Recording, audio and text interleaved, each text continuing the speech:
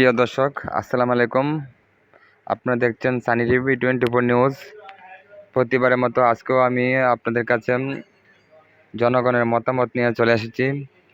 আজকে কথা বলবো একজন গার্মেন্টস শ্রমিক এবং আওয়ামী লীগের একজন কর্মী মোহাম্মদ আসাদুজ্জামান। তার সাথে সরাসরি এখন কথা বলতেছি, আমাদের সঙ্গেই থাকুন। বলতে চাই আমরা বাংলাদেশের স্বাধীন লোক।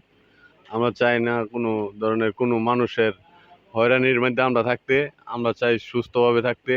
যেরকম বর্ডার গার্ড আছে, যারা ভারতের বর্ডার গার্ড আছে, এরা যদি উচ্ছৃঙ্খল কোনো কিছু করবার চায় তখন পাল্টা প্রতিবাদ না করলে তো আমাদের ভারত মধ্যে অনেক কিছু নষ্ট হয়ে থাকে।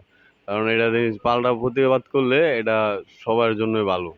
এরা নিরীহ মানুষে গুলি করে মারতো না, যেরকম শিশু মারালছে, এরকম যাতে না মারতে পারে এই কারণে এরকম একটা পদক্ষেপ নেওয়ার দরকার, যাতে একটা নিয়ম মাফিক একটা আইন যাতে তৈরি করে বর্ডার গার্ডের কাছে দেয়, যাতে কোনো লোক নিরীহ মানুষ যাতে না মারা যায়। আর আরেকটা কথা, এই শেখ হাসিনা পতনের পর বিদেশ থেকে প্রচুর পরিমাণে রিমিটেন্স দিয়ে দেশের এখন অনেকটা উন্নতির দিকে যাচ্ছে। আপনি কি মনে হয় যে ডক্টর ইউনূসের দ্বারাই 3 বছর হোক বা 4 বছর হোক বা 1 বছর হোক টাকা অবস্থায় দেশে কিছুটা উন্নয়ন হইব? আমি মনে করি দেশের উন্নয়ন তো হাসিনা সরকার যা করে গেছে, আর যেটা আছে ইউনূস সাহেব সে করতেছে।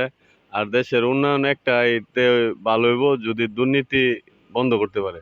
দুর্নীতি যদি বন্ধ করতে পারে তাহলে দেশে উন্নয়ন হইব, আর নাহলে দেশে কোনো উন্নয়ন হবে না। দুর্নীতি